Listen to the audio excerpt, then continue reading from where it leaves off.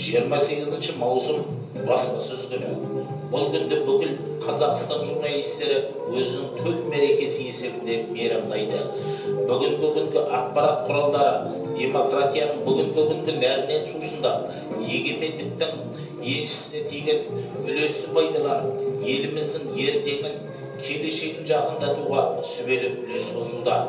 Осы орайда 80 мыңнан астам халық жасайтын біздің қаламызда 2 газет, 1 телеарна, 1 баспахана және республикалық тәуелсіз Шпион газетінің тілшілік корпусы жұмыс істеп тұр.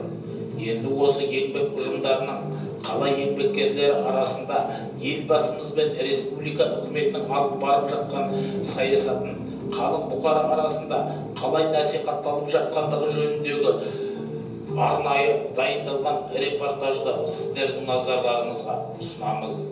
Қаламызда қала әкімі мен қалалық мәслихаттың органы болып есептелетін Жаңаөзен газеті жұрттың бәрі біледі.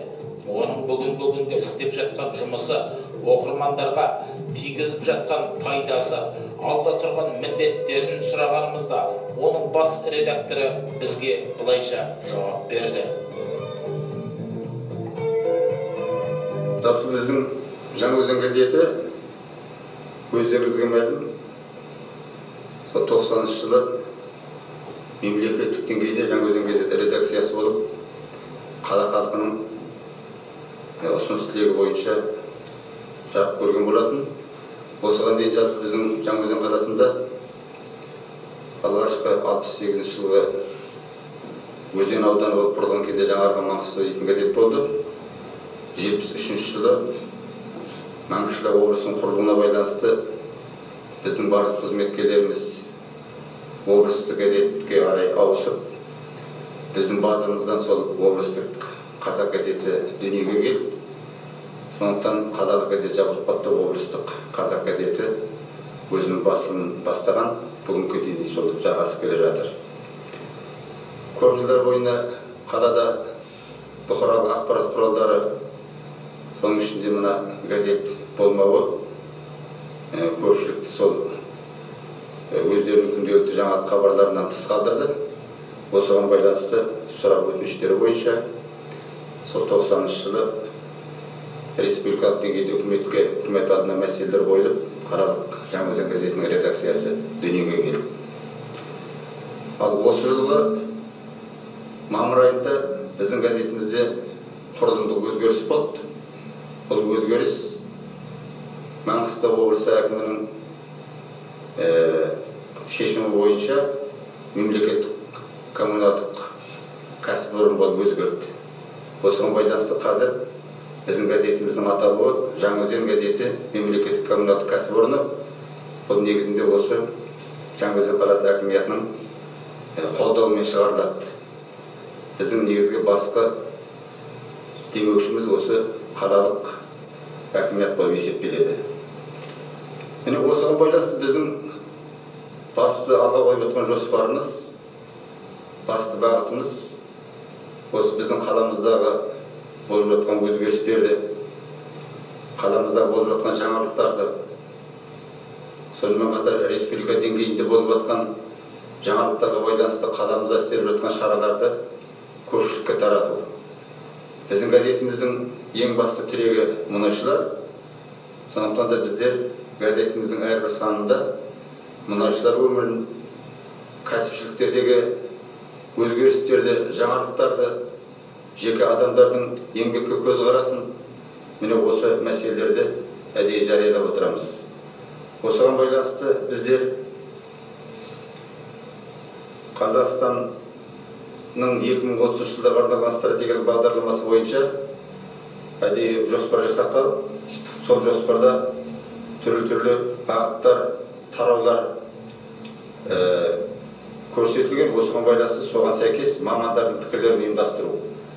Мәселен айталық, мұнай кәсіпшіліктердің мамандардың пікірі, денсаулық сақтау салаларындағы мамандар пікірін ұйымдастыру, салауатты өмір салтына байланысты тұрғылықты жерлердегі денсаулықты қолдау және жеке кәсіпорындарда газ өңдеу зауыты, немесе кәсіпшіліктердегі бұрғылау саласындағы, автокөлік саласындағы, құрылыс саласындағы жаңалықтар, жеке адамдардың еңбек істері, міне осылардың барлығы біздің жоспарымызда әдейі көрсетілген. Тағы ұстанып отқан басты бағытымыз, жастар біздің болашағымыз деп аталатын бағытымыз бар.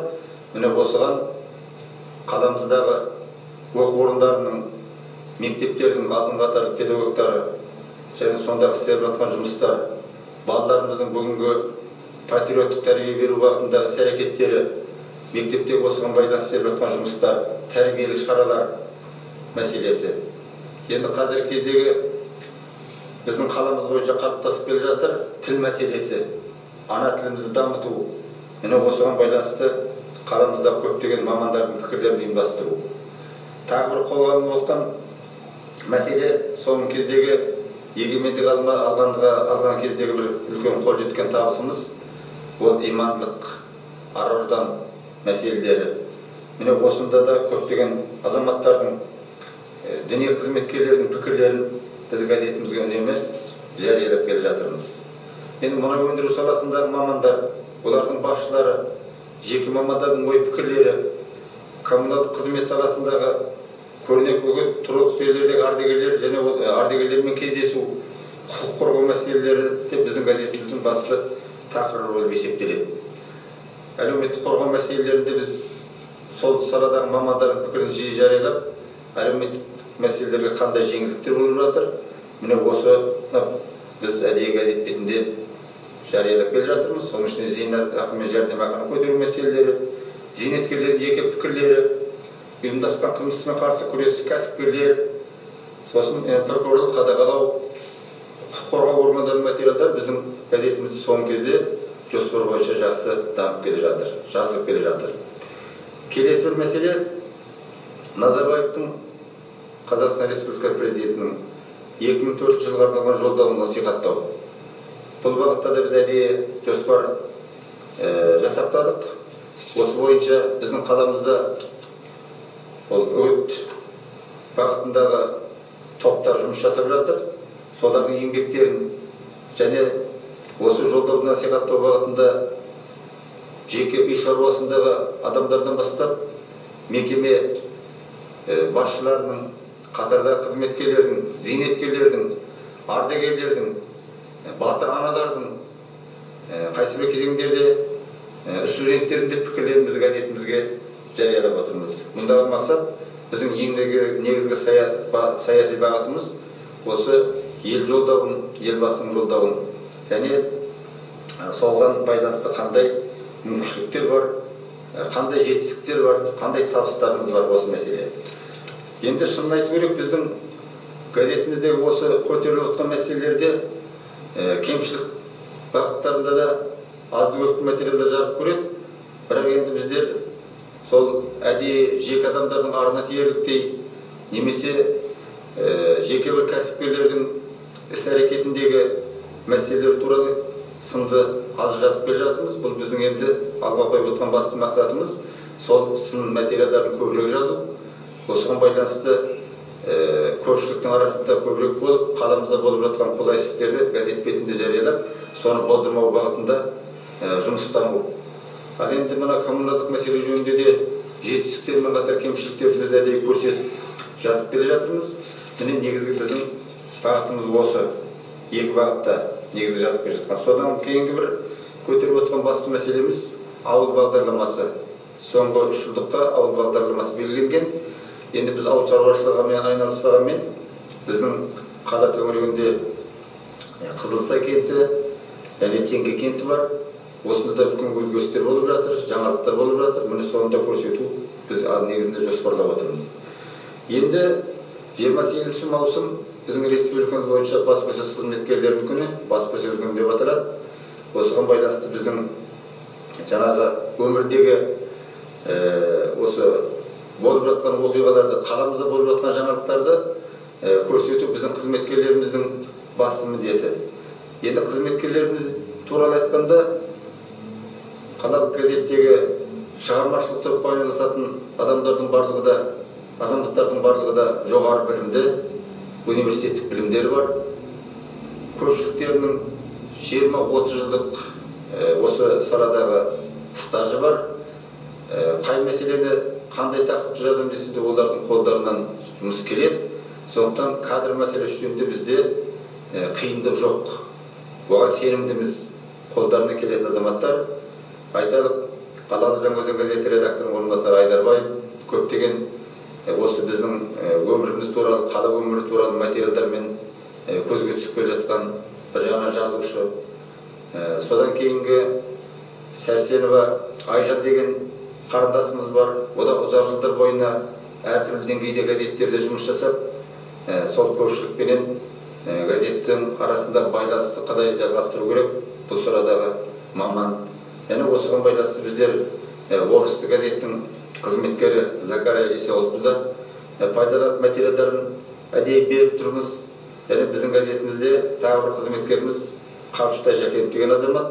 Бұл да бұрын осы үлкен мекемелерде жауапты қызметтер жасаған, идеологиялық бағытында және газет қызметкері бұрынғы. Осы біздің қызметкерлердің барлығы да Қазақстан Республикасы журналистер одағының мүшесі. Сондықтан кадр мәселесінде бізге ешқандай қиыншылық, тапшылық жоқ деп есептейміз, барлығы қолынан келеді. Міне осы қызметкерлердің бәрін 28 маусым баспасөз күні мерекесімен құттықтаймын. Дендеріне саулық тілеймін, отбасына амандық тілеймін, және еңбектеріне шығармашылық табыс тілеймін. Қаламыздағы баспахана жауапкершілігі шектеулі серіктестігінің ұжымы өздерінің төл мерекелерін лайықты еңбек жетістіктерімен қарсы алып отыр. Олар ерінбестен еңбек етулерінің нәтижесінде ескі техникаларды күтіп, баптап, еңбек өнімділігін арттыруда. Соның арқасында 12 адамды жұмыспен қамтамасыз етіп отыр. Аталмыш баспахана 1969 жылдан бері істеп тұр. Сол ертеректе әлгі кеңестік дәуірде, яғни қазіргі заманға сай әлемдік жаңа технологиялар өңімізді түсімізге кірмей жүрген кездері бұл баспахананың айдарынан желескенде белгілі. Сол кездері бірқатар қалалық газеттер мен мұнайшылардың өміріне арналған кітапшалар осында басылып, оқырмандарға жолдама алып жатты. Баспаханада қазіргі күндері тапсырыстар бойынша әртүрлі бланкілер басылады. Оның негізгі тапсырыс берушілері қаладағы көптеген жауапкершілігі шектеулі серіктестіктер, Өзен мұнай-газ акционерлік қоғамының еншілес мекемелері және қалалық орталық аурухана аясындағы мекемелер болып есептеледі. Баспахананың тағы бір ерекшелігі, мұнда басқаларға қарағанда бланкілердің құны әлдеқайда арзан.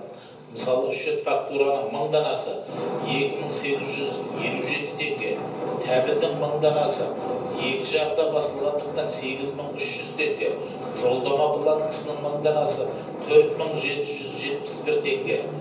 Осылай жалғаса береді. Осынау игілікті істерде біраз жылдардан бері еңбек етіп келе жатқан баспа цехындағы Балған Өтеқасымова, Айман Ағысова, әріптесушілер Ұлжай Әжіғалиева, Жәния Ершанова, Дина Тәпис, Анташ Тәкерова, Райхан Көшербаевалар өзгелерге өрнек болып, төл мерекелерін лайықты қарсы алып отыр. Бізде оларды мерекелерімен құттықтап, шығармашылық табыс, дендеріне саулық, отбасыларына амандық тілейміз.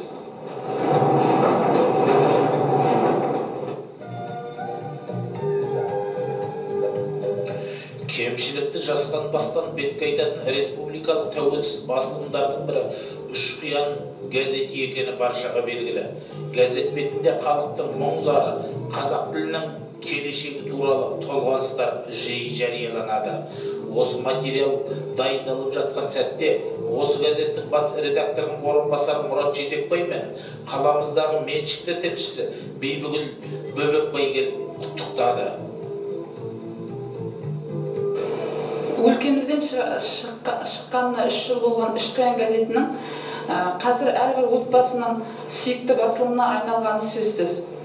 Жалпы кез келген газет, Ахмет Байтұрсынов айтқандай, бұл халықтың көзі, құлағы, тілі.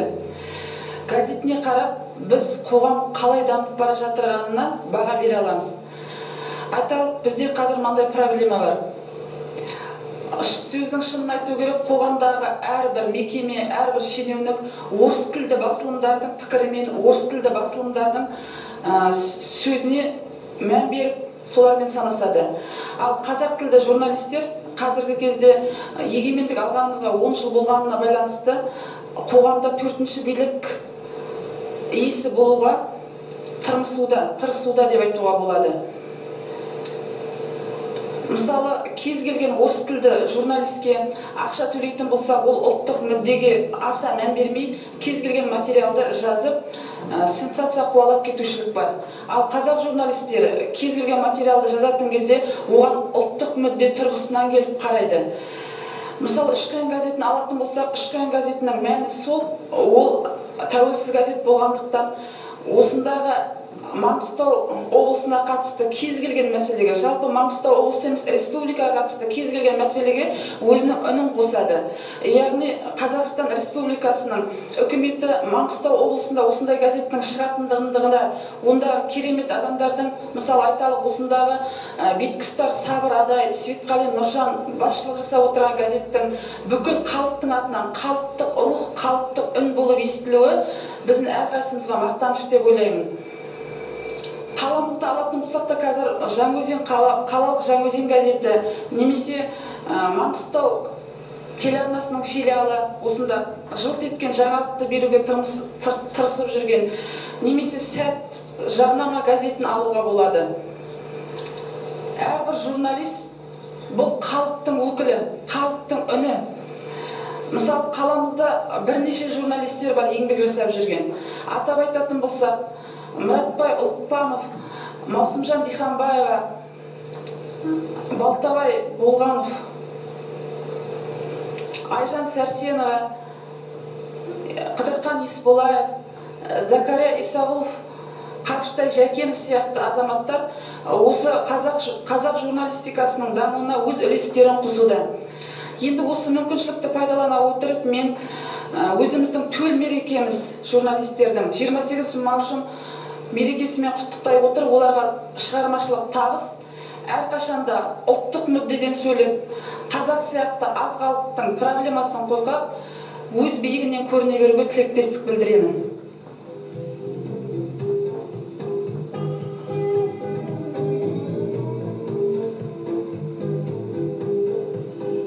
Өткен жылы ғана өмірге келген сәт, яғни сенім, әдептілік, талап атты жарнамалық газетті біреу білсе, біреу білмейді. Оның мүмкін бізге белгісіз де себептері бар шығар. Жалпы газеттің келешегі қандай? Осы жөнінде газеттің редакторы Райым Құдайберген былайша сыр шертті.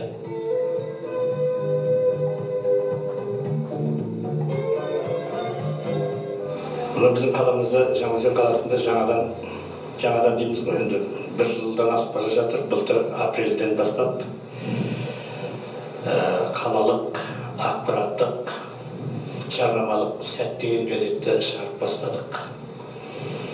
Ол кезде бұл газетті шығарайын дегенде ойымыз өзіміз қаладағы ақпарат жөнінде осы әсіресе жарнама жағдайы кішкене жеті келмей тұрғандай болып, сондай оймен шығарып бастап едік. Енді сол газетіміз апта сайын шығып тұр, жүріп тұр. Бұл газеттің шығу тарихының өзі де ол кезде көптен бір ойланып жүрген нәрсеміз еді. Қалай шығарамыз, қалай газет шығу дегенде бір өзім оңай шаруа емес екен, өте қиын екен. Сау болсын, енді кейбір адамдардың көмектерімен, әсіресе мына Ақтау қаласындағы Тумба деген газеттің басшысы Стариков Валерий Владимирович деген кісінің, бұл бір байырғы журналист адам, баспасөз қызметкері адам, сондықтан оларды жақсы біледі. Сау болсын, сол кісінің көмегімен бастап ашқанбыз. Содан енді Құдайға шүкір деу болады, бір жылдан асып бара жатырмыз, жаймен шығып жатырмыз. Ауыз толтырып мақтап айтатындай әлі ертелеу сияқты. Себебі бұл газеттің өзі шығарудың өзі өте бір қиын шаруа екен, қиын жұмыстары да көп. Дегенмен әйтеуір қиындықтарға төзіп, әсіресе көп жағы, материал жағы өте қиын болып тұр. әзірше бұл жатырмыз. Ендігі ойымыз, конечно, әрине тоқтап қалмауымыз керек, сол газетті шығара беруіміз керек, соның жолында жұмыс жүргізуіміз керек. Қазір енді бұл газет шығарып жатқанда бір айта кететін бір мәселе, мына біздің өзен халқымыз, өзеннің айналасында халықтардың кішкене, менің ойымша енді мен тек бір ақшалысы келіп, тек жарнамамен ақша жинап атқысы деп те ойламам. Бірақ сол жарнама жөніне кішкене көңіл аударыстары кішкене қалай деп ойлаймын, бос деймін ба, кішкене көңіл нашарлау деп ойлаймын, сол көңіл аударыңқырамайтын сияқты. Бұлай ойлап қарасаң, біздің газеттің өзі жақсы бір жүріп кетіп жатса, жарнама беріп жатырса, бірінен бір алынып жатырса, бұл газеттің де болашағы жақсы, зор болуы мүмкін. Әрине, бұқаралық ақпарат құралдары қызметкерлері төртінші билік иелері болып есептеледі. Жалпы билікке таласып жатқан біз жоқ. Әйтсе де егемен еліміздің жарқын келешегі, жалпы еліміздің келешегі, президентіміздің жолдауын насихаттау жолында қайырлы қадам жасау біздің басты міндетіміз. Бірақ билік басындағы азаматтар біздің жағдайларымызбен санасса, нұр үстіне нұр болар еді.